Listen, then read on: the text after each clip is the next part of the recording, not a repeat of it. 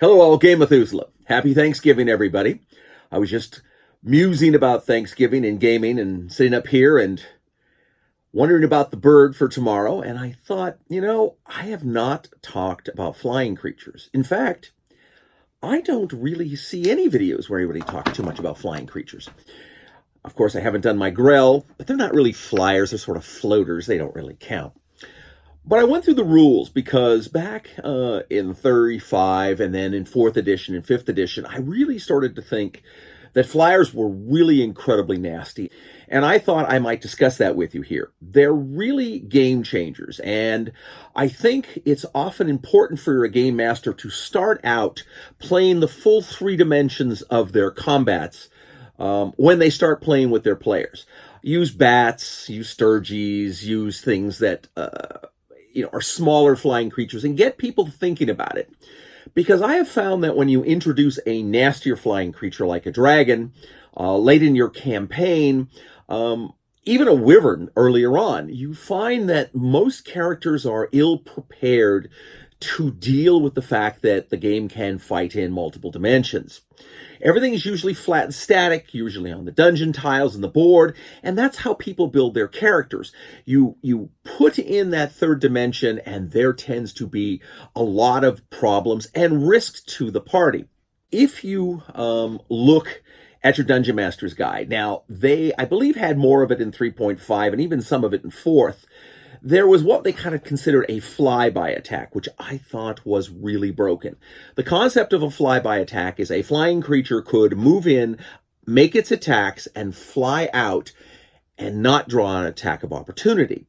Now, it sort of disappeared in 5th edition, and I was kind of happy to see that, especially with things like dragons, because with a flyby action, you really can dominate a battle. I looked through the monster manual just quickly, and there were things like owls and giant owls, pterodons, and I think there was a couple demons that still had what they call the flyby action. The thing about it is if you have something like a wyvern, which has 3 attacks, if it flies in, it makes its 3 attacks, and then it flies away. It draws 1 attack of opportunity from whoever it's attacking. It doesn't get dogpiled on by what normally happens in battles when monsters move up to the party and then they fight. That makes a flyby creature, or any flying creature, especially in an overland, really nasty. Now, for many years, I ran D&D, as you guys know, and my friend Don and I have discussed this over and over. We have more than likely ran a dragon maybe a handful of times, because for us, it's the epitome of what a monster should be. Their big strength is the fact that they can fly in, make their attacks, fly out, and then basically recoup and recome back. With a breath weapon and things like that dragons can have, they can be really, really brutal. And you need to indoctrinate your players early on this, because it can be really game-ending. I've seen it. I've tried to avoid it. Monsters can even give up one of their basic attacks to make a grapple. Now, that can be kind of nasty just out of the basicness, because if they come in, they make 3 attacks, they give up one of their claws to grab and grapple an opponent. They can then continue flying. Now, they take the opponent along with them. They lose half their movement unless the opponent is 2 sizes smaller than they are. So they may not move as fast, but again, flying creatures have that 3rd dimension, so they move upward. I think you can see where I'm going.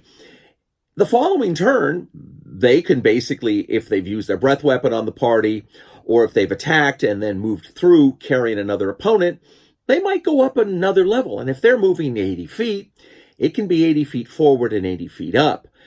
At which point, they could release what they're holding, pummels to the ground. Not only does it take a d6 for every 10 feet that it falls, it's now that much farther away from the party, and this creature then, with an 80-foot movement, can circle around and come back in for another attack.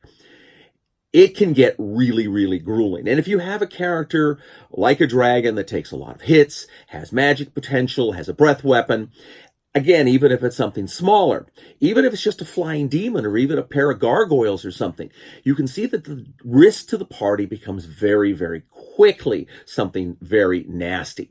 And this should be something that you train your players to be aware of early on by, like I said, throwing lightweight characters like Sturgies and bats at them and things that can fly and do this so they get thinking about it.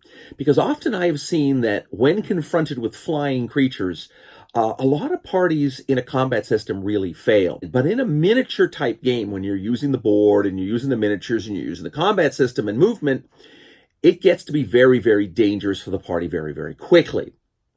Now, I like it. Again, looking at the dragon now with the legendary actions for some of the bigger dragons, you have a very imposing monster. And a couple of people have asked me, I don't talk about large, higher level creatures as much. And kind of the reason it is I have found that as you get people into higher levels, you still have to sort of lag behind on the monsters. Because if you play a lot of these high level creatures at their full potential, they can be really, really devastating if the party is not clever.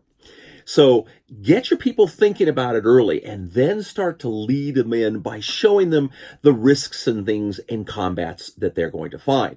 I don't mind trashing parties, as you guys know. I just don't like to do it when I feel players are unprepared for the combats. So take a look at the dragons. Take a look at the flyby attack. It's kind of good. There are some creatures that have it. You might attack them with a bunch of giant owls or maybe a cadre of pterodons. But even when you're fighting with other creatures, even if they're like specters that have like fly and movement, but it's kind of more floating, have them come in and do things like this. Make their attack and move away. Make the players start to drastically think about what they're going to do in the future. So just something I've been musing about here on Thanksgiving Day as we're going to enjoy the bird tomorrow. I hope you guys all have a good Thanksgiving and find it a great excuse to get together and game. So fight me devils fight, for I hate peace.